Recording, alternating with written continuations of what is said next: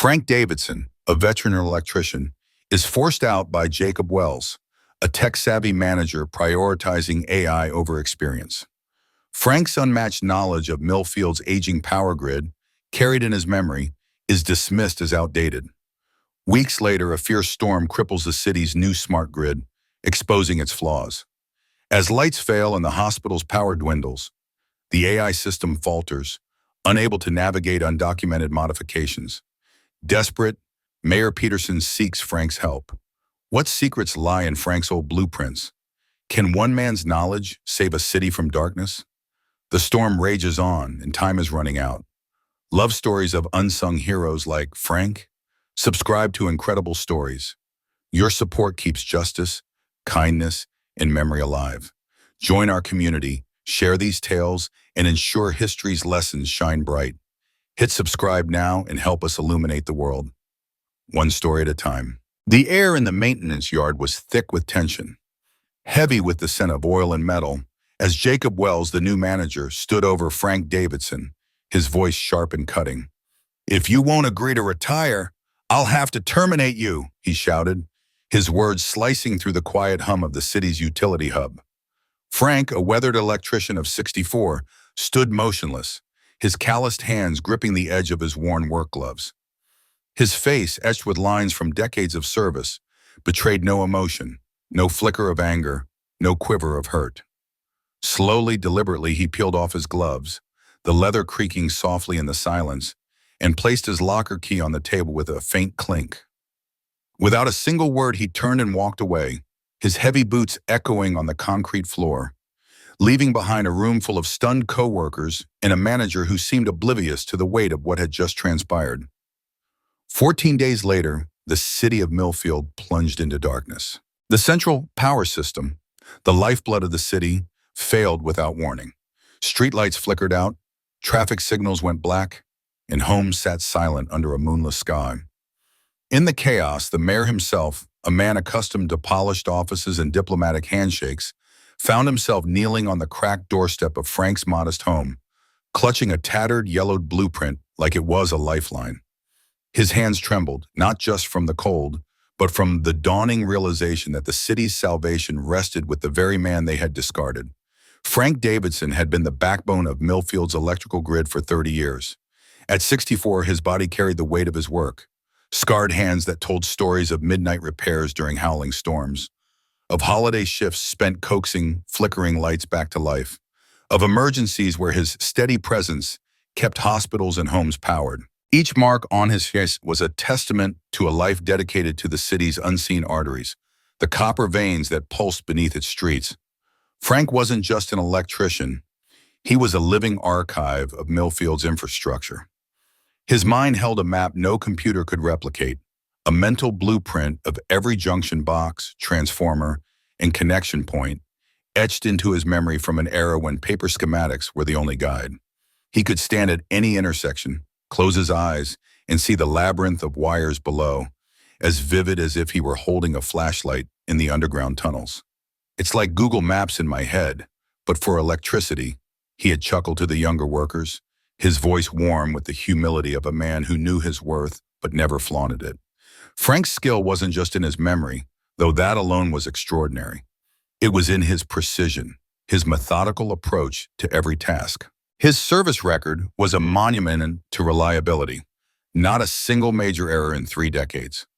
When storms swept through, toppling trees and snapping power lines, Frank's instincts guided repair crews to the exact spot of failure, saving hours of trial and error.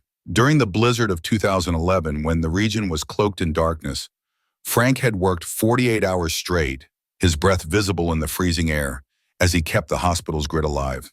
His colleagues spoke of that night with a kind of reverence, as if Frank had wrestled the storm itself into submission. To them, he was more than a co-worker. He was a quiet hero, the kind who didn't need applause to keep going. But Frank wasn't perfect, at least not by the standards of a world racing toward digital efficiency. Technology was his Achilles' heel. His large, weathered fingers fumbled on touchscreens, his eyes squinting at the glare of tablets. He preferred the tactile certainty of paper logs, their edges worn from years of use, over the sterile precision of digital systems. The younger technicians, quick with their devices, respected Frank's knowledge but couldn't help smirking when he struggled to navigate the department's new tablet interface. To them, his methods were relics, charming but outdated, like a rotary phone in a smartphone world. Frank took their teasing in stride, his quiet smile masking the sting of feeling like a stranger in the place he'd given his life to. The shift in the department began with Jacob Wells, a 32-year-old efficiency expert with an MBA and no field experience, hired to drag Milfield's utilities into the modern age. Jacob strode into the department with the confidence of youth, his designer glasses glinting under fluorescent lights, his latest smartphone always in hand. He carried the aura of corporate ambition, a man who saw the world in spreadsheets and metrics. "Our goal is a smart grid for a smart city," he declared at his first staff meeting, his voice brimming with conviction. No more paper, no more guesswork, no more old-school methods. The words landed like a challenge, and for Frank, they were a quiet earthquake. He felt the ground shifting beneath him, the familiar rhythms of his work now deemed obsolete. Frank tried to adapt. He showed up to the mandatory training sessions, his broad shoulders hunched over a tablet, his pencil scratching notes while others typed effortlessly. Each tap on the screen felt like a betrayal of the hands-on work he'd mastered. The new protocols demanded speed. Data entered in real time, reports filed instantly, but Frank's careful, deliberate nature clashed with the system's relentless pace. He wasn't slow because he was incapable. He was slow because he cared too much to make mistakes. Every wire he touched, every repair he made, carried the weight of a city's trust. But to Jacob, trust was irrelevant. Metrics were king. 3 months after Jacob's arrival, Frank was summoned to the glass-walled office overlooking the maintenance yard. The room felt cold, sterile, a far cry from the gritty warmth of the repair bays. Jacob sat behind his desk, eyes fixed on his computer screen, barely acknowledging Frank's presence. "Your performance metrics are below acceptable standards," he said, his tone clipped, impersonal. "You're taking twice as long to input data as the rest of the team." Frank leaned forward, his voice steady but laced with quiet pride. "The repairs are done faster. I just write slower." Jacob finally looked up, his expression a mix of impatience and pity. "That's not how we measure efficiency anymore. The city's investing millions in a smart grid. We need people who can work with AI systems, not analog dinosaurs." The words hit Frank like a physical blow, but he held his ground. "I can learn," he said, his voice low, resolute. "I've adapted to dozens of changes over 30 years. Jacob sighed, a theatrical gesture that seemed rehearsed. "That's just it, Frank. Your time has passed. I need people who are updated, not living museum pieces." The insult hung in the air, sharp and final. Worse, Jacob's office door was open, and the words carried to the dozen workers outside who pretended to busy themselves with their tasks. Frank felt their eyes on him as he left, their silence louder than any words. He saw the pity, the discomfort, the unspoken loyalty they couldn't voice in Jacob's presence. It burned in his chest, not as anger, but as a deep, aching sorrow for a world that no longer valued what he'd given it. The next morning, during the team briefing, Jacob assigned a major substation repair on Grand Street to a technician with just 2 years of experience. Frank stood in the back, his weathered face a mask of calm, though inside his heart twisted. Grand Street was his domain. He'd rewired that station himself in 2002, knew every quirk of its aging infrastructure. "Shouldn't Frank handle Grand Street?" one of the younger workers ventured, glancing at Frank with a mix of respect and unease. Jacob's response was dismissive, cutting. "We're implementing new protocols. This isn't 2002 anymore." The room went quiet, the weight of the moment pressing down on everyone. Frank said nothing, his silence louder than any protest. When the briefing ended and the team dispersed, Frank stayed behind, his boots rooted to the floor. Jacob looked up, sensing a challenge. "I need people who understand modern systems," he said, preempting any argument. "If you won't voluntarily retire, I'll have to make some difficult decisions about your continued employment." The maintenance yard fell silent, the hum of machinery fading into the background. Every eye was on Frank, but he didn't meet their gazes. Instead, he reached for his gloves, the ones that had carried him through decades of storms and emergencies. Slowly, deliberately, he peeled them off, folding them with the care of a man performing a ritual. He unclipped his ID badge, the plastic worn smooth from years of use, and placed it beside the locker key on the dispatch desk. The act was final, a quiet surrender not to Jacob, but to a world that no longer had a place for him. As he walked out, the weight of 30 years trailed behind him, heavy but invisible, like the wires he'd spent his life tending. Frank Davidson stood in the quiet of the locker room, his calloused fingers brushing against the cold metal of his badge. He unclipped it with deliberate care, the weight of 30 years of service heavy in his hands. Beside it, he placed his locker key, its once shiny surface dulled by years of use, and set both next to his worn work gloves. The act felt final, like signing his name to a chapter of his life now closed. He squared his shoulders, his pride unshaken, and walked across the concrete floor toward the exit. Each step echoed with a quiet resolve, the steady rhythm of a man who had poured his soul into his craft. No grand speeches, no bitter words, just the measured stride of someone who knew his value lay in the work he'd done, not in the fanfare it received. As the door clicked shut behind him, a young electrician, barely out of his 20s, leaned against a workbench and muttered, "He was good in his day, wasn't he? But times have changed. It's all about smart tech now." His voice carried a mix of respect and dismissal, as if Frank's era belonged to a museum exhibit. Jacob, the department manager, wasted no time filling Frank's position. A fresh-faced graduate from a technical college stepped into the role, brimming with confidence in algorithms and automation. In the internal newsletter the following week, Jacob's words were printed in bold. "We're revitalizing our workforce to align with Milfield's vision of becoming a cutting-edge smart city. Progress demands tough choices, and we're making them." The statement was polished, corporate, and cold. It reduced Frank's 3 decades of service to a footnote, his legacy stripped down to a nameplate pried off a locker, an empty space in the employee parking lot, and a digital folder labeled archived in the HR database. To Jacob, it was a necessary step forward. To Frank, it was a quiet erasure of a life's work. Frank retreated to his modest bungalow on the outskirts of Milfield, a small home with creaking floorboards and a backyard workshop that smelled of sawdust and motor oil. The world of smartphones and social media, where his former colleagues traded updates and memes, had always felt foreign to him. He'd never been one for chatter, preferring the hum of a well-maintained transformer or the satisfying click of a circuit breaker. Without work, his world grew smaller, quieter. The landline on his kitchen counter sat silent, its cord coiled like a relic from another time. Invitations to retirement gatherings came sparingly, a lunch here, a coffee there, but Frank declined them all with a polite excuse. The thought of sitting in a crowded diner, surrounded by pitying glances or forced nostalgia, made his stomach turn. He wasn't ready to be a story told in past tense. Instead, Frank filled his days with the artifacts of his career.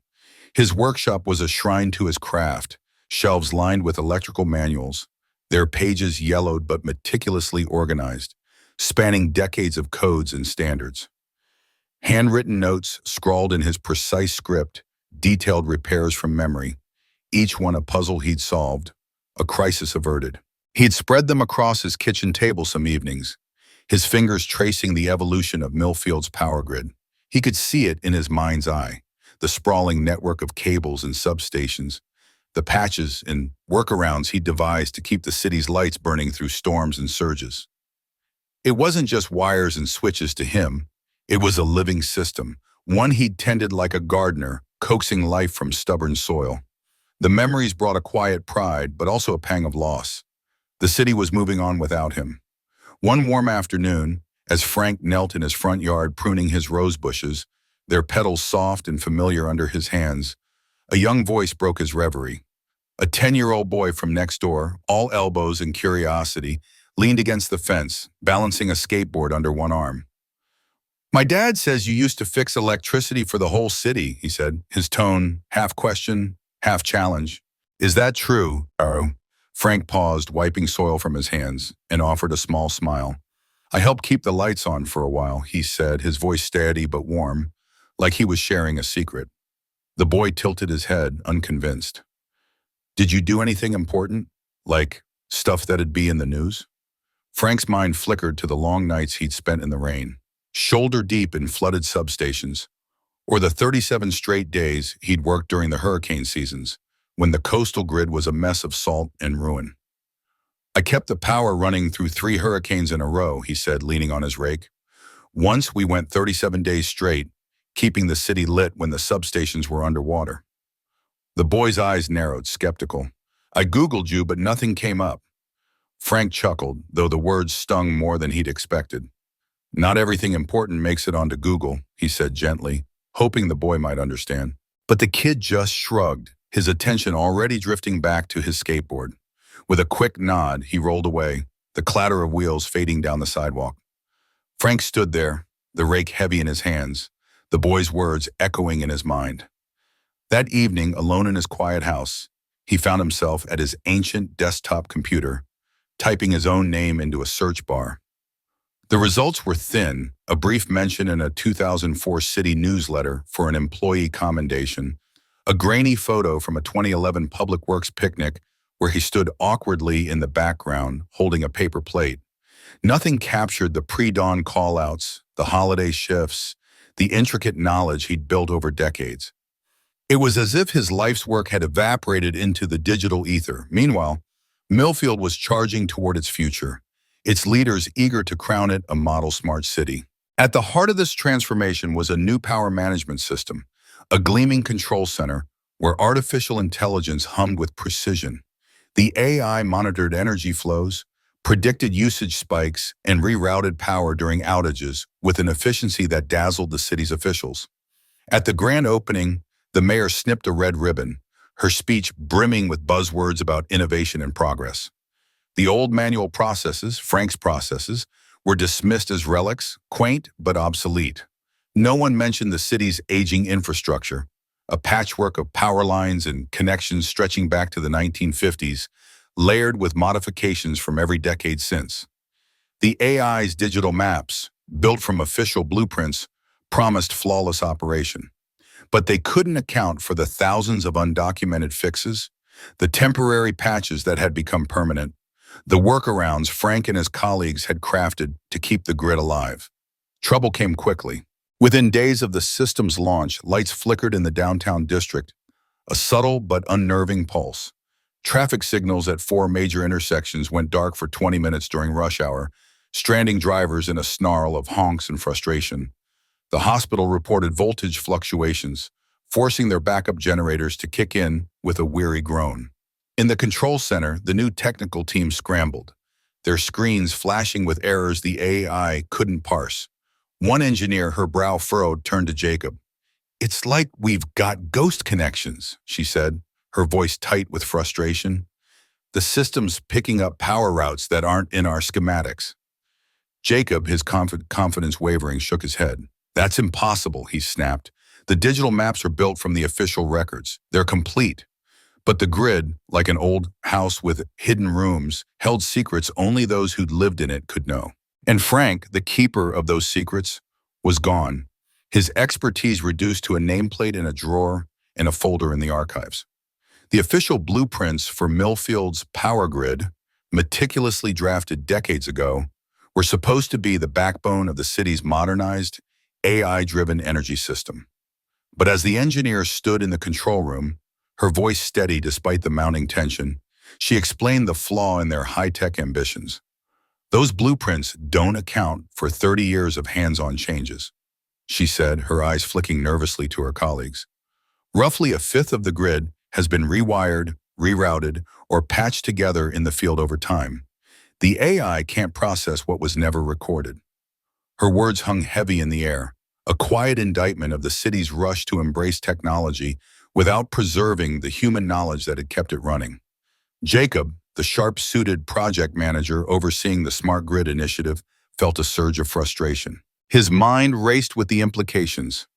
Deadlines missed, budgets overrun, and the looming threat of public scrutiny. "Then find someone who knows where those modifications are," he snapped, His tone clipped, betraying the pressure he felt to maintain control.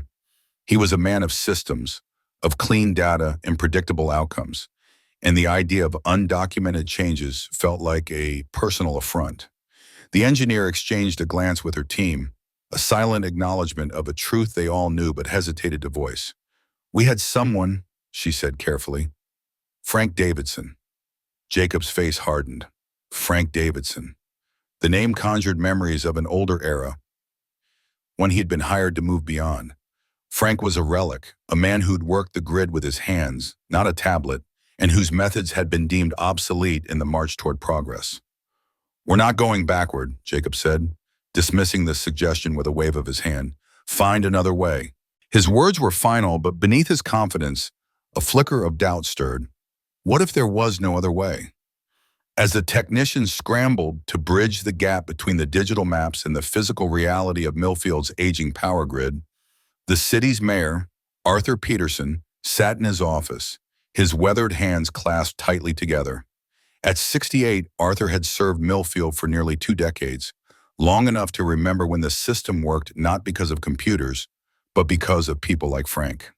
The mayor's heart sank as he thought of the man who'd once been the city's unsung hero, a lineman who'd braved storms and outages to keep the lights on. Arthur's mind drifted to memories of Frank's quiet competence, his ability to navigate the grid's quirks with an intuition no algorithm could replicate. The mayor felt a pang of guilt for the way Frank had been sidelined, his expertise discarded in favor of shiny new systems. "Do we still have the original paper blueprints?" Arthur asked during an emergency meeting, his voice heavy with worry. "The ones with the handwritten notes?" The room fell silent, the air thick with unease. Finally, someone spoke up, their voice barely above a whisper. Frank had them. He was the last one who kept the paper records. The admission hit Arthur like a punch. "We don't know if they were preserved after we went digital," the speaker added, their words trailing off. Arthur rubbed his temples, his frustration mingling with a growing sense of dread. "So our multi-million-dollar smart system can't talk to our actual power grid," he said, his voice low but sharp. "We have no accurate maps of what's really under our streets, and we've pushed out the one person who carried that map in his head." No one responded. The implications were stark. With hurricane season looming and the grid already showing cracks, Milfield was teetering on the edge of a crisis that no amount of technology could fix without the human knowledge they'd cast aside. Frank Davidson's name had faded from the city's collective memory, but there was a time when he was the man who kept Milfield alive. Through 3 brutal hurricane seasons, he'd climbed poles in driving rain, rewired transformers under pressure, and pieced the grid back together with a calm that bordered on miraculous. He was the kind of hero who didn't need a statue, whose legacy was written in the lights that stayed on when the storms raged. But now, as the city faced its next test, his absence loomed large. The storm hit on a Thursday evening in October, earlier and fiercer than anyone had expected. What started as heavy rain quickly escalated into gale-force winds that tore through Milfield, toppling trees and snapping power lines. By 7:30 p.m., a transformer on the north side exploded in a shower of sparks, plunging entire neighborhoods into darkness. By 8:15, half the city was blacked out. In the state-of-the-art control center, technicians stared at their screens, their faces pale as the AI system flashed warnings of cascading failures. The digital map of the grid, once a symbol of progress, was now a chaotic mosaic of red alerts. The AI, overwhelmed by data it couldn't reconcile, began shutting down entire sectors to prevent a total collapse. Emergency protocols meant to protect critical infrastructure like the hospital failed to engage, leaving the city vulnerable. Mayor Peterson stood behind the lead engineer, his heart pounding as he watched the digital map turn from green to red, sector by sector. The engineer, her forehead glistening with sweat despite the air-conditioned room, pointed to a blinking icon. "The substation on Grant Street is the key," she said, her voice strained. "If we can restore it, we can stabilize enough power for emergency services." Jacob, standing nearby, his polished demeanor fraying under the weight of the crisis, barked, "Then fix it."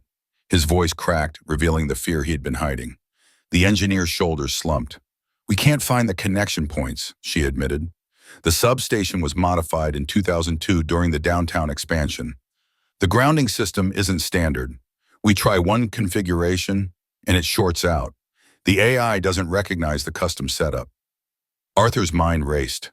The hospital was on backup generators, but those wouldn't last long. Reports of flooding in the eastern neighborhoods were pouring in, and the fire department had radioed a grim warning. Without power to the pump stations, their ability to fight fires would be crippled within hours. Call every retired utilities worker, the mayor ordered, his voice firm despite the knot in his stomach. Find someone who knows that substation. The engineer hesitated, her eyes meeting his. We've been trying, she said quietly. There's really only one person who would know every detail. She didn't need to say the name. Arthur knew. Frank Davidson. Outside, the storm grew wilder, the wind howling through the streets. Arthur felt the weight of his decision pressing down on him. Jacob protested, his voice rising with frustration. But Arthur's resolve was set. He gathered what they had, a partial blueprint, a city vehicle, and his own authority, and headed into the storm. The drive to Frank's bungalow on the outskirts of town was treacherous, the rain lashing the windshield, the streets slick with debris. Arthur clutched the plastic-wrapped bundle of papers, his heart heavy with the knowledge that he was asking a man they'd discarded to save them now. Frank Davidson sat on his covered porch, the glow of an old battery-powered lantern casting shadows across his weathered face. He'd felt the first flicker of his lights 3 hours earlier and had known, with the quiet certainty of someone who'd lived through countless storms, that the city would come calling. When the city vehicle pulled into his driveway, he wasn't surprised. But when Mayor Peterson himself stepped out, clutching those familiar papers, Frank's breath caught. As the rain pounded down, Arthur approached the porch, his face etched with desperation and resolve. In a moment that would later be captured by the driver's phone and shared thousands of times online, the mayor knelt on the wet walkway, a gesture of humility and a plea for help from the man who'd once kept Milfield's lights on. The wind howled through the night, a restless force tearing at the edges of Milfield, where darkness had swallowed the city whole. Mayor Peterson stood at Frank Davidson's doorstep, his voice trembling, barely rising above the storm's fury. "Frank," he said, his words heavy with desperation and a trace of shame, "we were wrong. The city needs you." His eyes, shadowed by exhaustion, searched Frank's face for a response, for some sign that the old man might still care about a place that had all but forgotten him. Frank stood silent, his weathered face lit by the faint, flickering glow of a lantern. The lines etched into his skin told stories of decades spent wrestling with the city's electrical grid, of nights like this when he'd been the one to coax light back into the darkness. He felt the weight of the mayor's words, but also the sting of years spent sidelined, his expertise dismissed in favor of newer, shinier systems. Yet, beneath that resentment, a flicker of duty stirred, something deeper than pride, something tied to the people who depended on him, even if they didn't know his name. Peterson extended a trembling hand, clutching soggy, incomplete blueprints, poor copies of the meticulous originals Frank had drafted and maintained for decades. "The Grant Street substation is down," the mayor said, his voice cracking. "The hospital's generators have maybe 4 hours left.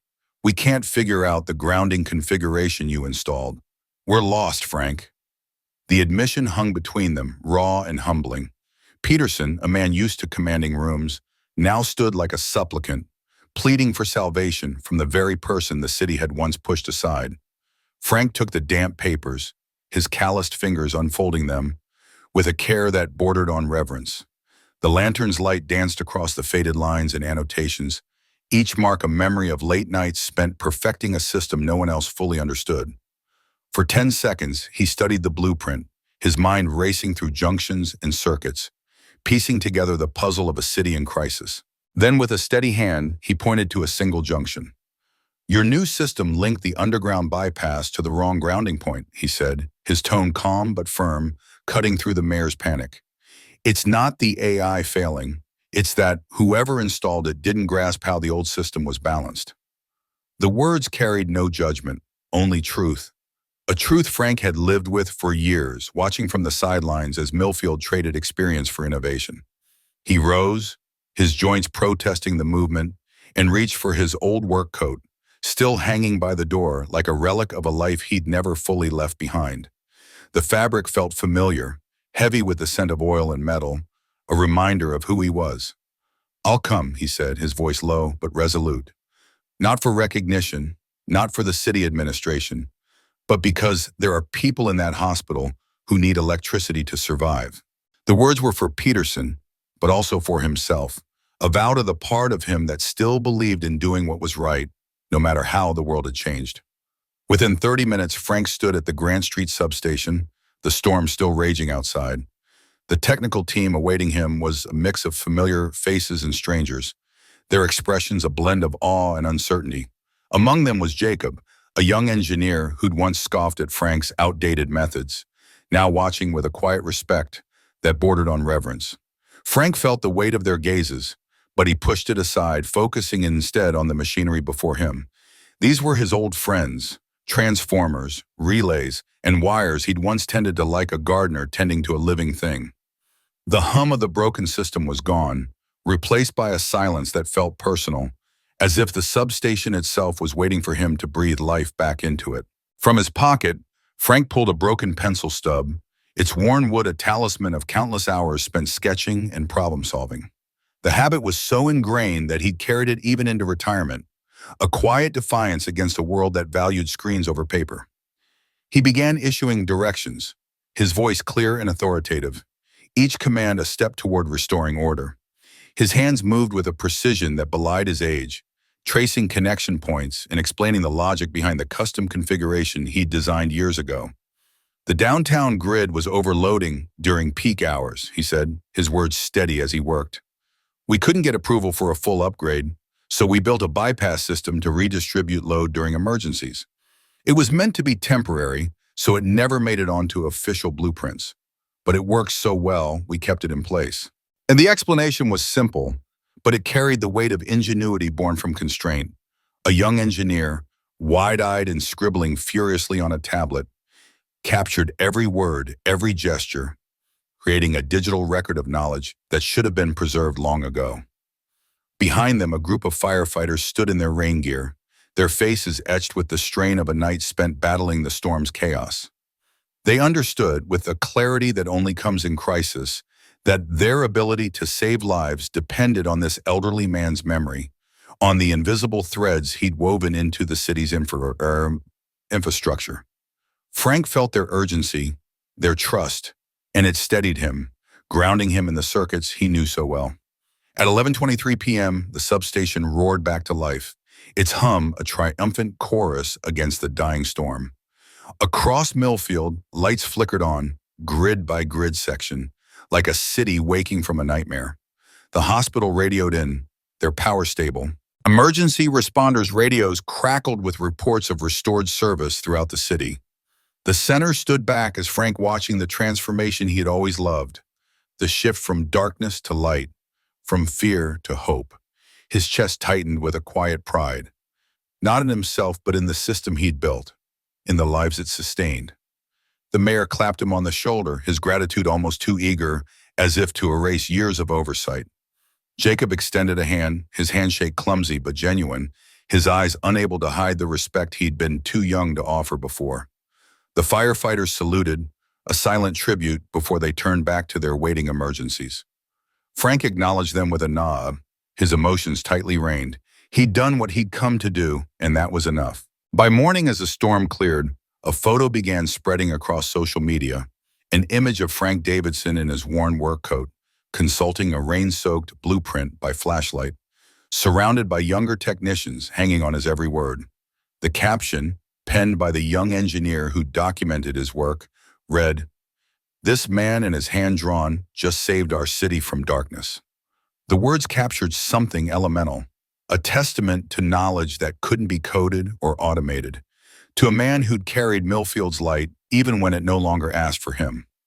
A week later, the Milfield City Council gathered for a special session to honor Frank's contribution. They'd planned a grand affair, proclamations, news cameras, a speech from the mayor himself, culminating in a commemorative plaque. But Frank, true to himself, requested simplicity. No speeches, he'd said, especially not from the me. At the ceremony, he stood uncomfortably at the podium, the weight of the crowd's attention foreign after years in the shadows. The mayor read a brief statement praising Frank's 30 years of service and his critical role in the recent crisis. The chamber erupted in applause, a wave of gratitude that threatened to overwhelm him. Frank raised a hand, silencing the room with quiet authority. "I only have one thing to ask," he said, his voice soft yet carrying to every corner, resonating with a sincerity that needed no embellishment. "I'd like to see the original electrical grid maps hung up in the technical department so someone might remember there was once a person who drew them by hand." His words landed with a power no scripted speech could match, a reminder of a time when human hands shaped the invisible systems that powered lives. The council approved his request without hesitation, moved by the humility of a man who sought no glory, only the preservation of his craft.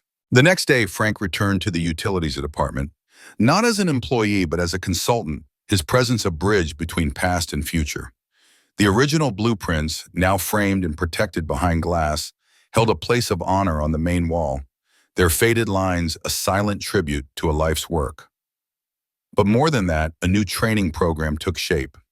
Young technicians, raised on digital interfaces, gathered around Frank, their curiosity ignited as he explained the physical truths behind their abstract screen diagrams. He spoke with patience, his hands tracing the lines he'd once drawn, passing on a legacy that would light Milfield long after he was gone. Frank stood before the group of young engineers, his weathered hands tracing the intricate web of wires on the old control panel. His fingers moved with a quiet confidence, as if they carried the memory of every circuit he had ever touched. He spoke softly but with conviction, teaching them not just to see the wires but to feel them, to listen for the faint hums and clicks that whispered of impending failures. For Frank, the electric system wasn't just a tangle of cables and circuits. It was a living, breathing entity, pulsing with the lifeblood of the city.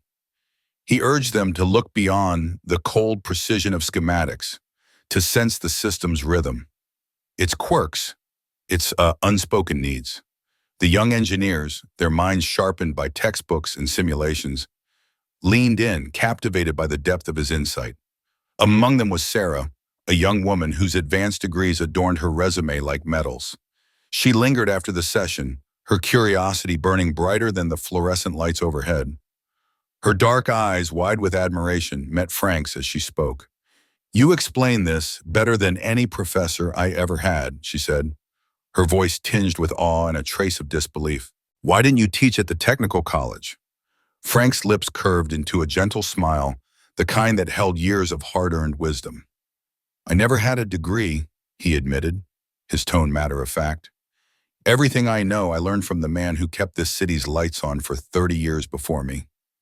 Sarah blinked, her mind struggling to reconcile the revelation. This unassuming man, with no formal credentials, designed modifications to systems so complex they baffled her classmates. "But how?" she pressed, her voice soft but insistent. Frank shrugged, his eyes glinting with quiet pride. "Experience. When you've watched a system break in 100 different ways, you learn 100 different ways to fix it."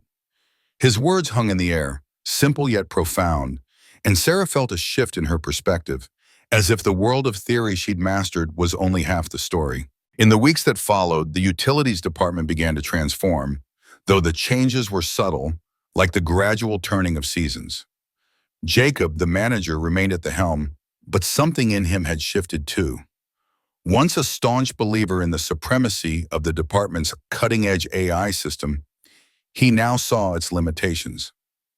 The storm that had plunged Milfield into darkness had exposed the fragility of relying solely on algorithms. Jacob's confidence in the digital displays wavered, and he began to value the human touch. Physical inspections became routine again, with technicians scribbling notes by hand, their observations capturing details no computer could fully grasp. A new sign appeared in the technical department, bold and unapologetic. Davidson Standard Wiring, the gold standard. It was a tribute to Frank's methods, a nod to the craftsmanship that had kept the city's lights on through decades of storms and progress. Milfield's march toward becoming a smart city continued, but with a newfound humility. The city embraced its digital future while honoring the institutional knowledge that couldn't be distilled into ones and zeros. Junior technicians were paired with veterans, forming mentorships that bridged the gap between past and present. These relationships were more than just training. They were a passing of the torch, a way to preserve insights that no manual could capture. The young learned to trust their hands as much as their screens, to listen to the stories embedded in the city's infrastructure. 1 month after the storm, a group of elementary school students shuffled into the utilities department on a field trip, their eyes wide with wonder. The glowing screens and digital dashboards dazzled them, but it was the framed maps on the walls, covered in Frank's meticulous, handwritten notations, that stole their attention. The faded ink and careful lines told a story of dedication that even a child could feel. A small boy, no older than 8, approached Frank, who was assisting that day. His sneakers squeaked on the polished floor as he craned his neck to look up at the older man. "Did you draw all those maps?" he asked, his voice brimming with curiosity. Frank nodded, a faint smile tugging at his lips. "Many of them," he said. "Took years to get them just right." The boy's face lit up, and he reached into his backpack, pulling out a brand new notebook with a lightning bolt emblazoned on the cover. "You should keep writing stuff down," he said, his tone solemn, as if he were entrusting Frank with a sacred task. "Next time, we'll read it." Frank accepted the gift with equal gravity, his calloused fingers brushing against the smooth cover. He understood the weight of the moment, a child's faith in the future, intertwined with the past he had spent his life preserving. The city's future was undeniably digital, but its present still relied on human hands to guide the transition. Major Peterson, the city's pragmatic overseer, made it a point to meet Frank for coffee once a month. Over steaming mugs in a quiet diner, Peterson wrestled with a question that had haunted him since the storm. "Why did you come back?" he asked one morning, his voice low, almost reverent. "After the way the city treated you, I wouldn't have blamed you for walking away." Frank stirred his coffee, his gaze distant as he sifted through memories. "When I was 20, he began, my first supervisor told me something I've carried ever since. He said, this work isn't for bosses or paychecks or plaques on the wall. It's for the people who need light when they flip a switch." He paused, his eyes meeting Peterson's. "I didn't come back for the administration. I came back for the patient on life support, the kids scared of the dark, the elderly couple who need their heat to stay on. Same reason I showed up every day for 30 years. His words were steady, unadorned, but they carried the weight of a life devoted to others. In the control center, amid the hum of servers and the glow of monitors, a new plaque appeared. It bore a simple quote, "Technology evolves, but electricity still needs a path home." Beneath it, in smaller letters, read, "The Davidson Principle." It was a quiet testament not to innovation alone, but to the balance between progress and tradition. Frank never returned to the utilities department as a full-time employee. The bureaucracy, the office politics, the ever-shifting systems held no appeal for him. Instead, he became something far more enduring, a bridge between eras. He connected the analog wisdom of the past with the digital ambitions of the future, the physical wires beneath Milfield streets with the abstract data on its screens. In Milfield schools, a new program called How Does Your City Work introduced children to the electrical systems that powered their lives. When they asked who kept the lights on, they learned about the advanced AI that monitored the grid and the human hands that sometimes still needed to guide it. Frank's legacy wasn't etched in stone or immortalized in a municipal building's name. It lived in the lights that stayed on during the next storm, in the young technicians who understood that a tablet or smartphone was no substitute for the knowledge carried by those who came before. His impact didn't require titles or fanfare. It was built on a blueprint in a city humble enough to recognize its debt to him. Some people don't need recognition to change the world. They need only a system to understand, a problem to solve, and a community brave enough to listen.